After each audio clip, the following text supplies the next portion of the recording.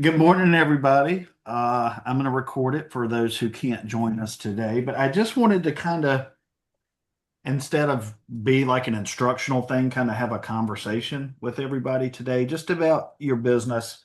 And um, really, the whole point is how to get more out of your day or deliver more value, maybe than you're delivering now, or definitely more than the average agent does, um, without working more than you do. Um, for those that have been around for a long time, one thing that I've ever always preached is either I want you to do more transactions with the same amount of effort or the same amount of transactions with less effort, right? That should always be our goal. One of those things. How can we get more out of our day or maintain where we are by putting in less work because ideally we get better, we get more efficient, right? Now there are other factors that play into that we can't control, but it should always be something that we're working on, right? So kind of a couple of questions to get the conversation rolling is what do you think? Um, what is one thing that you do for your clients that most agents probably don't?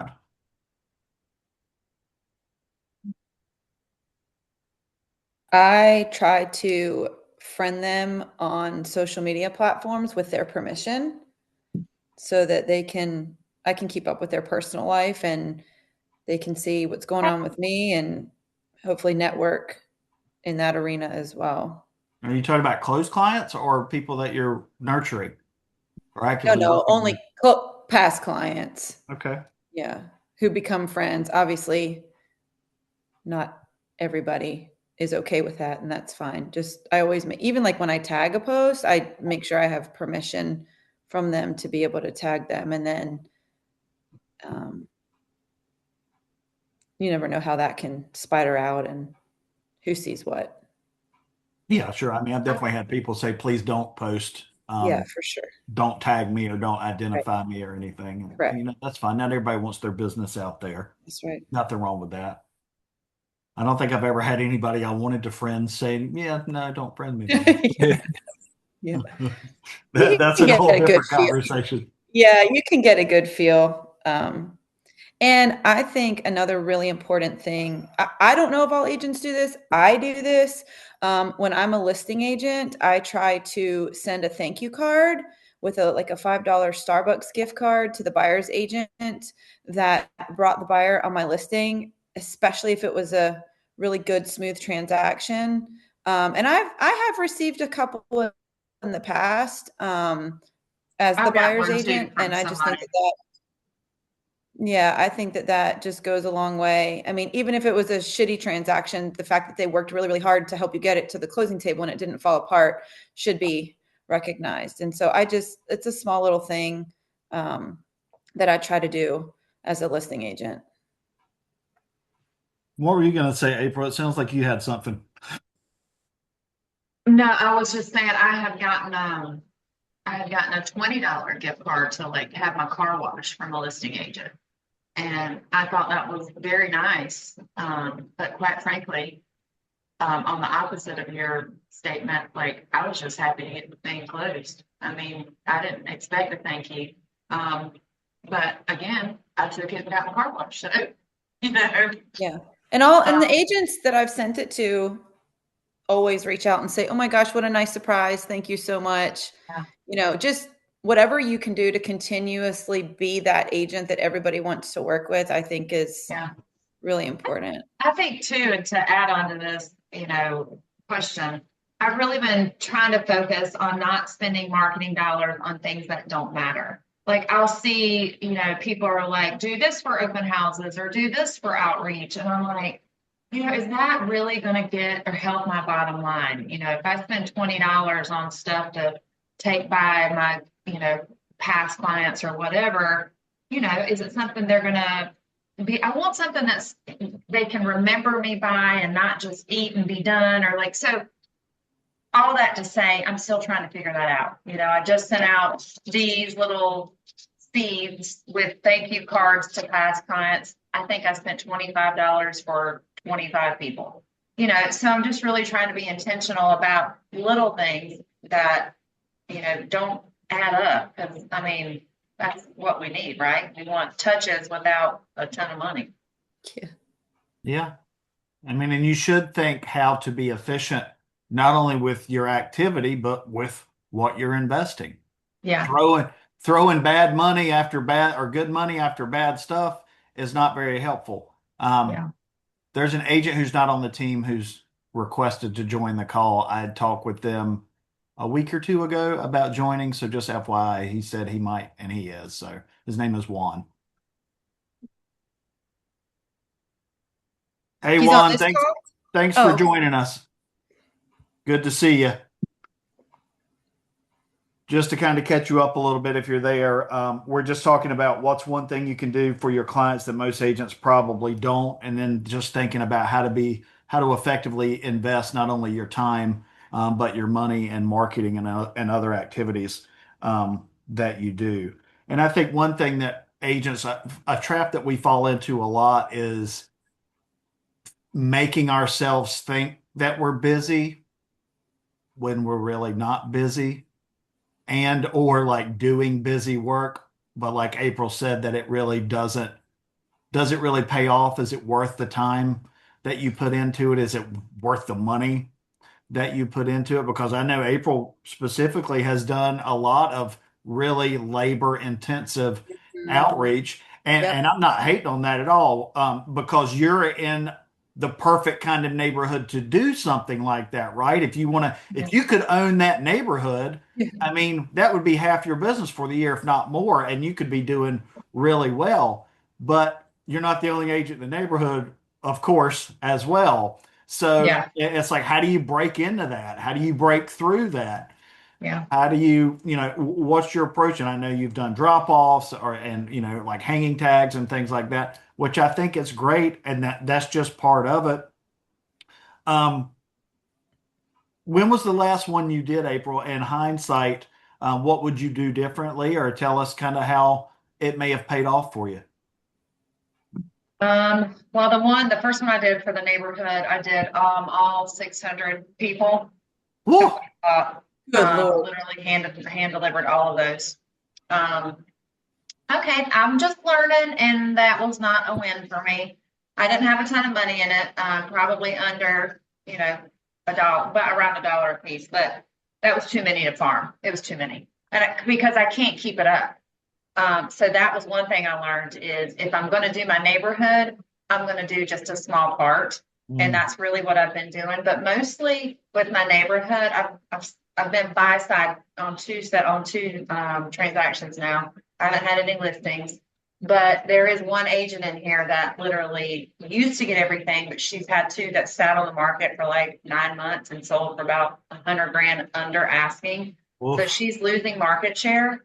Um, but all that to say, I'm really just focusing on relationships that I have Yeah. within the neighborhood. And Yeah. it's just, it's not about the flower packets or the Yeah. cupcakes. It's just about honestly time, putting in relationship building things. I have Bible study here. I've got two women in my Bible study that I'm helping right now. So, I don't know that it is my neighborhood, but I think with my neighborhood, it's just going to take time, you know. Yeah, So, of course. I think you made a great point that it's too much to follow up on, Yeah. mhm. because doing it one time is not enough. You're That's going to right. have to do it multiple times before it Yep. starts to resonate and connect with them. So if you try to spread yourself too thin, it's just not going to Yep. work. So I Yeah. think doing a more localized approach definitely makes a lot more sense. And it's still plenty of people to reach out to, too. I mean, even if it's 100, I mean, Yeah, that's a lot. That's a lot of people. yeah, yeah. So, well, let's talk about, in your opinion, why do people hire us? What is it you're bringing to the table that they hire you for, maybe versus somebody else? A lot of people shop agents. Some do, some don't. A lot of people also go with the first agent they connect with. But why do you think people choose you? I think the first and foremost thing is, I mean, obviously I've been in the business a little bit. So the majority, and Steve can probably speak to this as well. The majority of our business comes from referral and past clients, SOI. So there's already kind of that built-in trust there. So I've maybe had to compete for less than 5 listings in my career, and I haven't gotten them all, and that's fine. I'm not the agent for everybody, but I think that the number one thing is they're looking for, you're selling yourself, right? So, how you carry yourself, integrity, ethics, the way that you can make them understand that your number one job is to keep their best interest first and foremost, and that ultimately our mission is to make sure that they are comfortable and confident from the beginning to end. And I always have those conversations and set those realistic expectations out the gate, because, I read something the other day. It's like, it's not always about the top dollar. It's about the experience. And if they have a good experience, they're going to spread the word, right? So when if you go to a restaurant, you're going to rave 5 stars. Nobody wants a 1-star review to kill your business, right? So you are selling yourself the entire way. So I think trust, I would say, would be number one, that you're going to just be honest with them, and that, you can, and Steve and Doug can probably speak to this too. Like, when you're in the business long enough, you can get a pretty good vibe early on. If you feel like it's going to work out, a good relationship, if you kind of get weird vibes, you don't have to take on every client that is sent your way.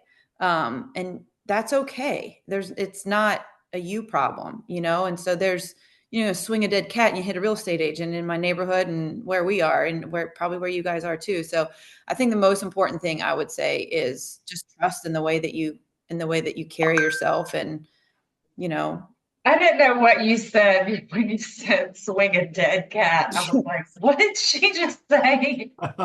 Careful. I know, it's like Janine. Well, I think one thing, and certainly I don't win every listing either, and I'm constantly trying to get better at it and get feedback after the fact for why.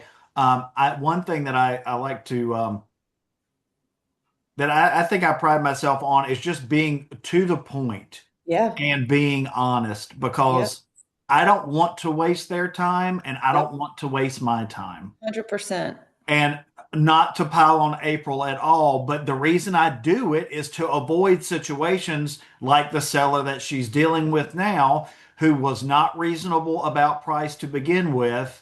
And, that's a really good lesson, because we've all seen it and seen other agents deal with it too, that get the listing and they're like, well, I'll deal with that later. I got the listing, right? But sometimes you get an unrealistic seller and you can't deal with it later. And then they get mad at you, even though you've told them what to expect and you've had 100 showings. And then they limit showings to 2 days. It's really frustrating. To your point, I've learned a lot on this one. So, y'all know I love Jesus and God and all that, and I think he's just using this as a lesson. And I've learned that up front, I'm going to, let them know this is where we're going to start. But if you want to sell, this is where we may have to go. And, I love that we talked about this before. Like, here's your option, Mr. Seller. Do you want full service at 3.6? Do you want a little bit less at 3? And do you want me to, do even less at 2.75? So I'm going to have a list, and I'm just going to say, here, you choose. This is all about you and what you're comfortable with. And I'm going to let you drive the train. I'm learning, and I'm gonna crush it. Well, and I think you should. And I did the same thing at my last listing appointment this week. I said and I would really encourage you to take the seller guide, slap your profile at the beginning of it, print hard copies, take it to the listing, flip through the listing with the people, especially if they're not sphere or referral, and then leave it with them. And we got to the commission page, and I said, here's our menu of commissions. So you have a choice in what to pick, not only for me, but for the buyer agent. And of course, I explained why.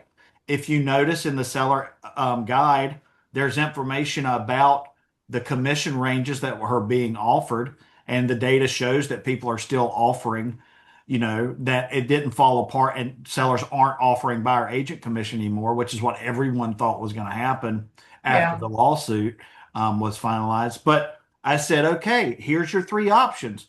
You've got 2.5%. No, I'm sorry. You've got 3%. You've got 3.5%, you've got 4%. This is what they include. Which one of these make the most sense for what you want to do? And and they haven't decided yet, but they were like, well, because we talked about a pre-market inspection, their house was built like in the early 90s. You know what's going on with those, or you never know what's going on with those. And they're like, actually, we might go for the 4 because it includes the inspection. So what I want to make sure you guys know is that you're familiar what's in the seller guide and what's in those ranges. And you all know you have the ability to rework those commissions to get the deal. But what I'm worried about and want to make sure you're not doing is that you're selling yourself short right to begin with. I am. I've got to work on that. And Yeah. I need to. And now I'm realizing, because I've got more listings, how much freaking work it is on the front Yeah. end. And You're not just I've been putting the selling sign in the myself yard. short. Yeah. April, And what I I mean, started. just real quick. Yeah. When they start asking for reductions, be like, if I'm not willing to go to bat for myself, or you want an agent who won't even defend what they do, how hard are they going to fight for you? Yeah. And Go the ahead, truth Janine. is, Didn't mean they're to cut not you. asking for reductions. A lot of times I go in. Well, then Got that's one. terrible. You Yeah. got to do a better job of that. I know. I'm just being honest. Well, yeah. Well, So are we. So, and here's the deal, right? April, you're selling yourself, right? Like you've got to, and it took me a long time, and Doug can tell you, like confidence, especially when I was in nursing, that was always the thing that the feedback was, you are good at what you do. You need to trust yourself. You are confident. You got this. Own that. And so go in there asking for the world and, have the ability to sell yourself. And so, for example, I'm prepping 4 listings right now, and I've got one that's a lot of work.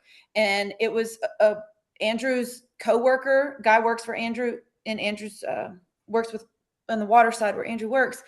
And so sent him my way, went over, had the thing. I said, hey, I always start my SOI and past clients at a discount at 5.5. And so that's where I started. And I said, your SOI, friends and family, at 5.5, this is what you get. We have this new thing that we're doing with Zillow Showcase, offered that. I said, if this is something that you feel like you want to boost your marketing, it's going to be 5.75. And then he was like, no, that's not necessary, but we're not doing 5.5. We're doing 6 because I'm a friend of a friend and you're doing all the work. So you never know. Like I offered 5.5. He said, no, 6. Right. So there you go. And that's happened. Yeah. But if you start, you got to just know your worth, Yeah. Obviously you're not going to,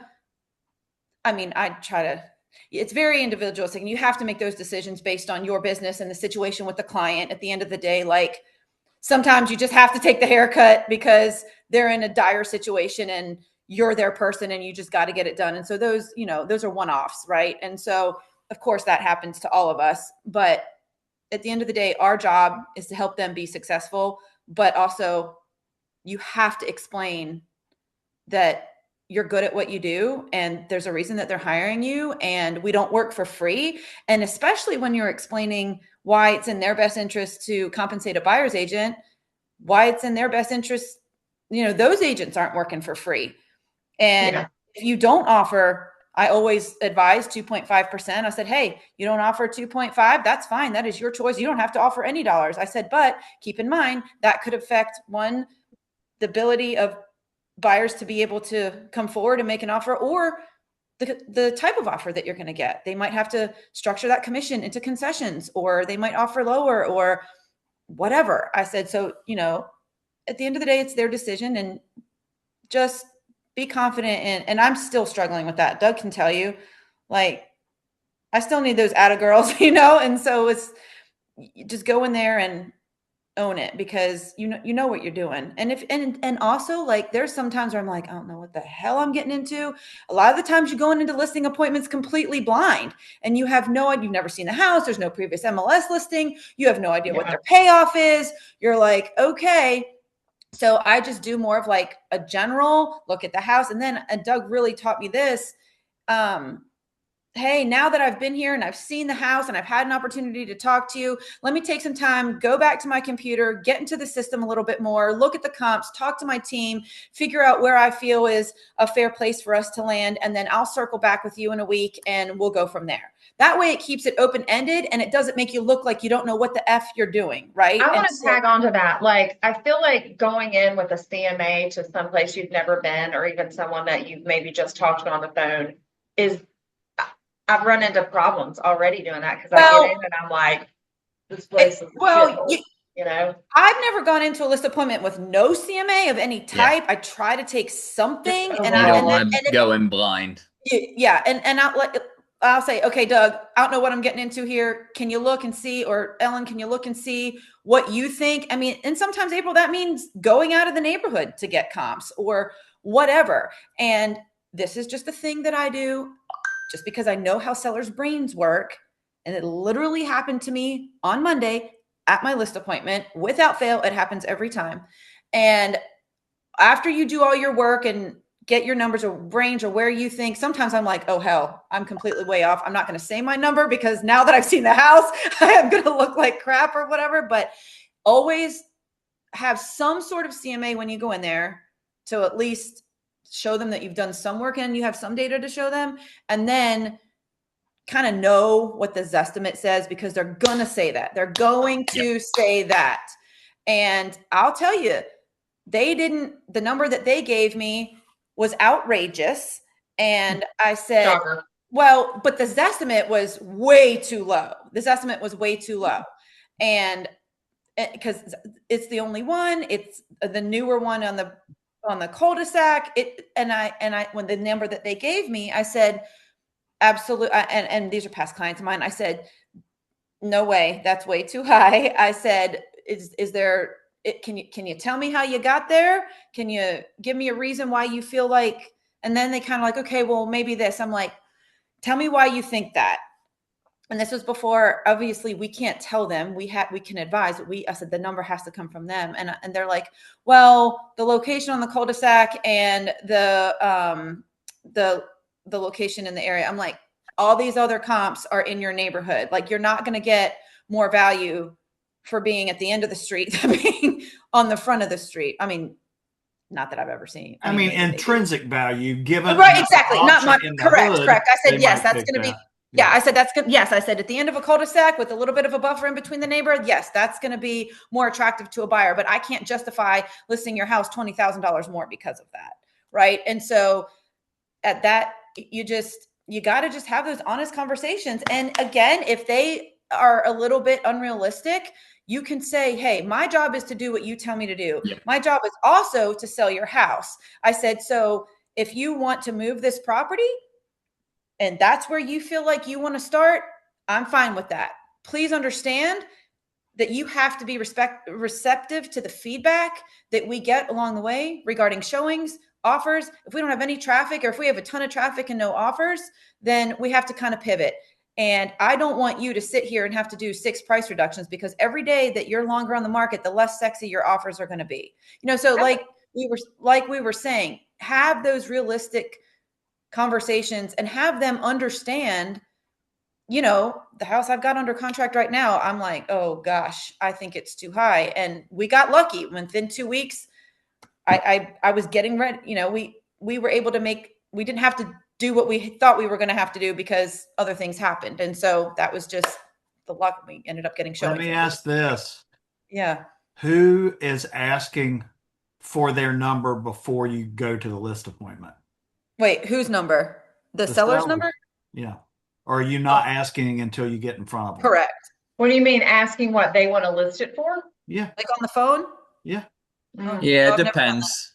Sometimes Why or I'll why just not? I'll just throw out a feeler like, hey, what sort of number were you thinking? And that helps me understand going into the appointment. Are these people just, completely crazy, or are they reasonable?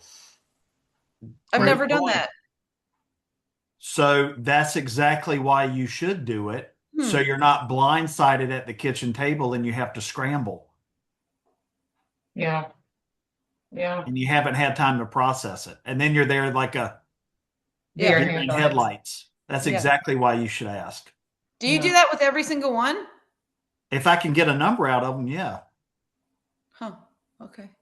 Never thought about that. Yeah, I've turned down appointments because I've had that conversation. Exactly, Steve. Yeah. Exactly. If you're a dumbass who's trying to sell it for $100,000 more and you're not going to be reasonable, I'm not going to waste my time pulling comps, putting Yeah. together my package, driving my ass over there, only to have you look at me like I'm the idiot. Yeah. Not going to do it. Yeah. It's just like why you look at the properties a buyer sends you to go look at when 3 of them have shit in them that you know they don't want. Right. Yep. I've never Are thought you about taking the time or are you just settling for the opportunity? So that's where you provide the more value. And hell, you can provide more value not to your clients only, but to yourself. So make sure that you're doing that. It's good to do that as well. I honestly, I would say the majority of my sellers, obviously their past clients or SOI, they're like, I said, you guys have an idea of where you want to be, where you want to land? And I mean, some of them are like completely out to lunch. We have no idea. What do you advise? And so that's fair too. Like sometimes they just have no clue what they're doing. Good. Yeah. And it obviously depends upon the client too. If it's a Yeah. past client and you're like, Right. this is a slam dunk. This is in the bag. I got this. They're going to listen to me. Right. Right. Yeah. Yeah, for sure. And I would say, Steve, if you would probably agree, like that's the majority of the situations that we encounter. Yeah. For me, for listings, that's Same. mostly the case. I get a random call from so and so, but for the most part, it's SOI, and that's a little bit easier to less pressure. Yeah. It should be, but it still makes you more prepared going Oh, into for it. sure. I've literally never thought of that. So good point. I would suggest that you add that to your repertoire. Will do. Will do. Let's see. All right, from my notes here, what else can we talk about? We've talked about how important it is to set expectations early. I know most people are probably not doing this, but if you really want to provide value and show that you're being a professional, and again, it's different with your sphere, or maybe not as different with referrals, but definitely different with your sphere. Sometimes we need a spear or feel like it. Use the presentations, go through it, make sure you're presenting the material to folks, share it with them in advance, and then you can pull it out. Go get you a nice buyer one made that you don't necessarily have to leave with them, but that you can flip through. Yeah. You know what I mean?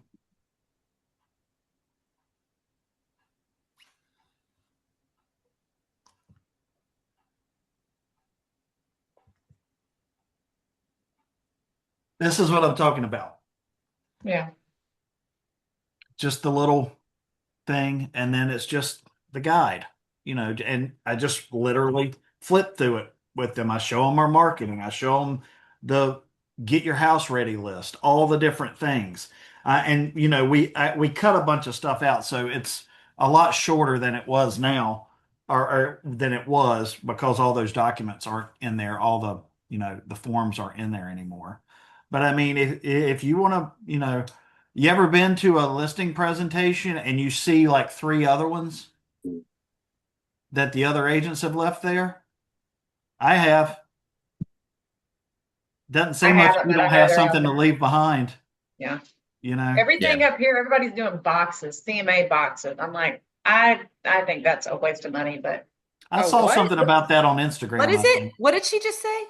a CMA box. So like you brand it's like a box, like a big, and you have like your CMA and you have your marketing and you have like a little whatever plushie in there. Frou-frou.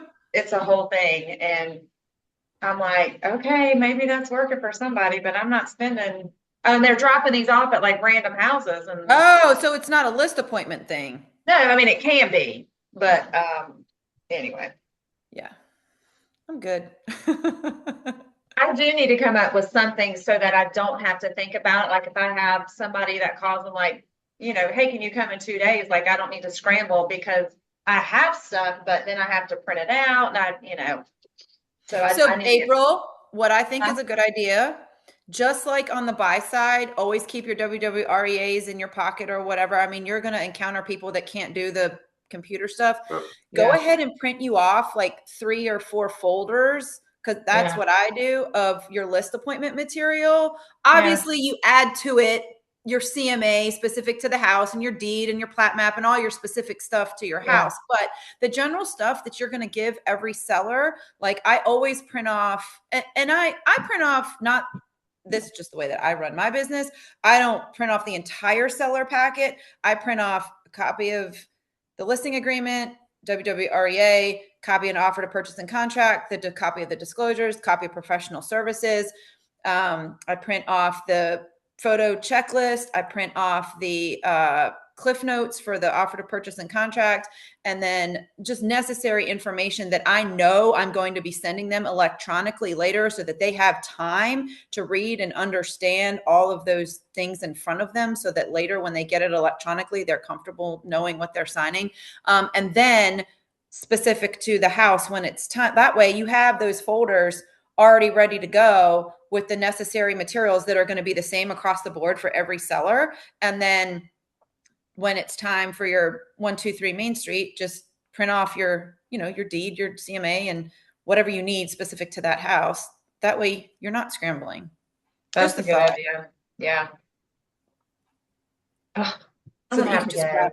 Ah, And that just shows you there's a bunch of different ways to do it, because I never take those forms to listing appointments, because I never get docs signed there typically. I don't Because- sign those docs. Yeah. That's just their hard copy to Yeah. have.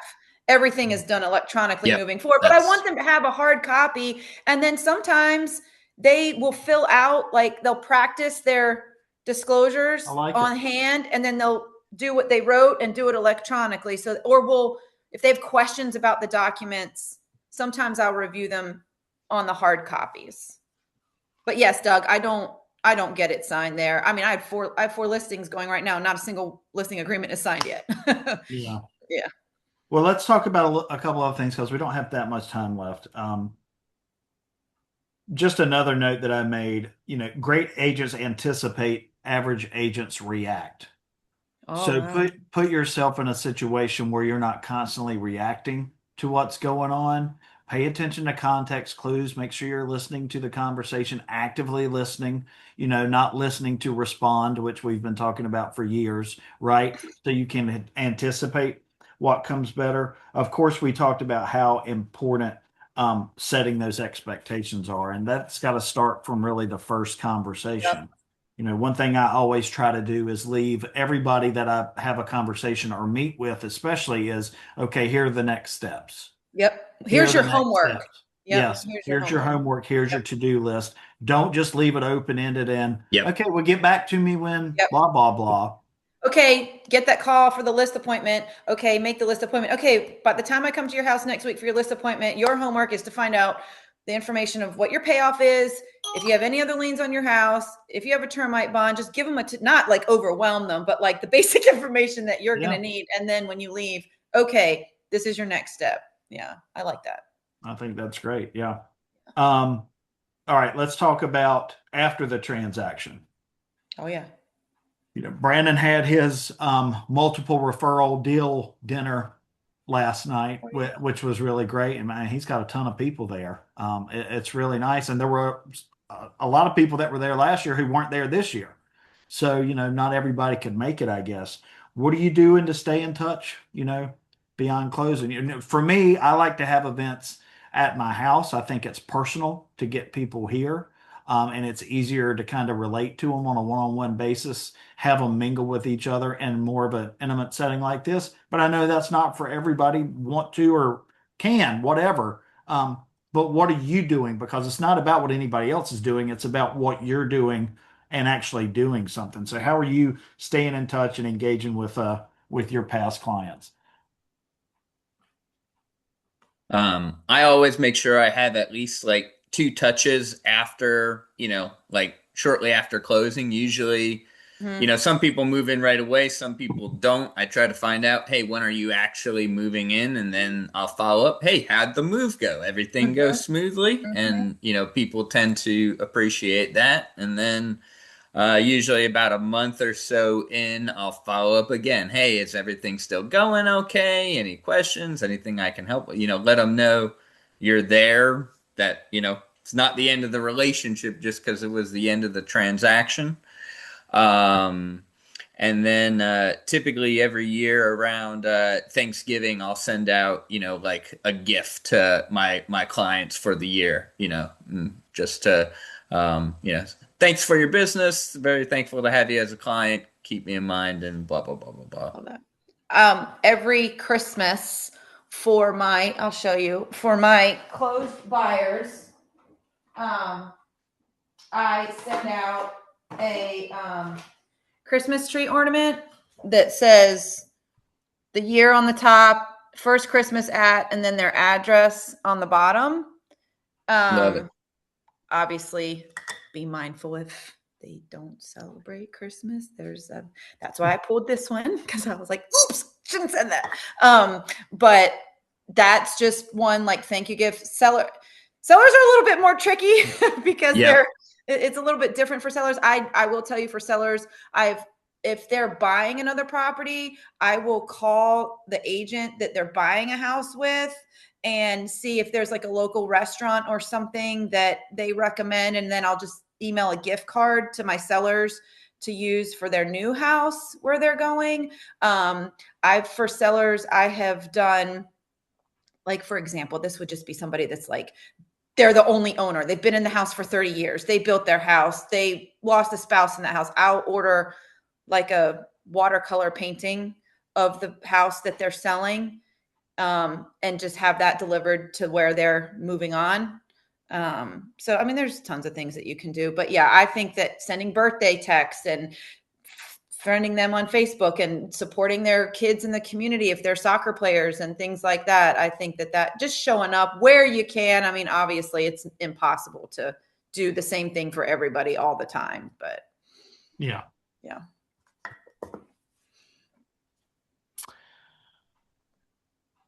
Another thing which we touched on earlier, looking busy. Looking busy doesn't make you busy. It doesn't help you accomplish stuff. So don't, spin your wheels doing things that make you feel productive when they're not really dollar producing activities, as my old firm used to call them. What are your dollar producing activities that you're focused on? And that's engaging with your sphere, following up with your past clients, and of course, prospecting with new contacts that you come across. Finding out how to market yourself, et cetera, and then trying to do the best job that you can to figure out your return on your investment, right? Especially if you're actually spending dollars, figuring that out as well. You know, being available 24/7 isn't always seen as a good thing. No, you ain't got shit going on. Right. Right. Yeah. So, just keep that in mind. What is something that you think that you're probably doing that isn't giving you a good ROI right now? Anybody?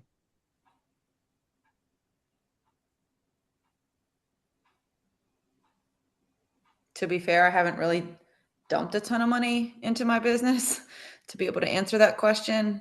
I think about things. I'm like, how many of those mailers do I get that I just put in the garbage because I'm a real estate agent, but I get 6 of them a week, or like a billboard. I'm like, is that even going to do anything for my business? So I don't know that I can really answer that question because I'm not,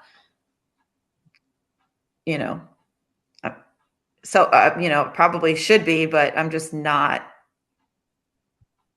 putting a lot of monetary and energy into like bringing clients, I guess. And I don't know. Well, and maybe that's because you don't feel like you have to, and there's nothing wrong with that. Again, don't just do it to do it. Exactly. If you don't have an outcome that you're looking for, or even kind of a plan to get there, I think that, trust me, I've thrown away plenty of money on different things because I'm willing to give things a shot to see if they'll work. But a lot of shit doesn't work. And it's just that, it's shit. So, I think, when you find something that does work, double and triple down on that. yeah, yeah, yeah, yeah. Yeah, I Well, would anything say, else? Go ahead, nope. Steve. I was gonna say, don't get stuck in like the sunk cost fallacy. Like, hey, I spent all this money on something, or I did this, so I guess I have to do it now. Like, No, if it's yeah, not working, just stop it. nix it. Yeah, Yep. yeah, I think the biggest thing that I would say is, if anything, don't be cheap on your listings. That too. agreed. Do all the stuff. Yep, Yep. Because not only are you doing what your clients are paying you for, unless you've already discounted yourself, which don't do that either, beyond reason. Okay. Repeat clients 100%. I'll lead with that. I'm not same. leading commission with anybody else except Yep, for a past client same, or same, somebody that I'm doing two with, right? same, Otherwise, it comes up at the end, not the beginning. yep, yep, With yep, them, I just get it out of the way. yep. One Oh, thing your I've past always, clients, you mean? yeah. Yeah, yeah, yeah. One thing I would also encourage that you think about doing is, instead of talking about it as one number, talk about it as two numbers. What do you mean? The buyer agent Yes, commission yes, and your yes, commission. yes, yes, yes. So instead of talking about 6, Yeah. I'm talking about, Oh, yeah. Okay. right? 3.25 and 3.5. Yeah. Yeah. Like not even saying 6. Gotcha. This is what I recommend for the buy side. Yeah. 2.5. Yeah. Yeah. Yeah. And this is why. Yeah. And because if you're not offering it, it's already written into their buyer agency agreement. So Yep. they're going to figure out one way to get it or another. Yep. And it's either going to be closing costs or they're going to reduce the price. Yep. So you might as well just get ahead of it, Yep. in my opinion. Yep. Right. And the second is this is what I will do for you at these different amounts. Which one makes the most sense? Yep. For how you want to market your property. Yep. Agree. I love that. And you also need to be explaining that, as of a post I saw 2 days ago, they're 43% more sellers than buyers right now. Dude, I saw that too. I was like, holy crap, there's so many options. I mean, what are you going to do to stand out? Yeah.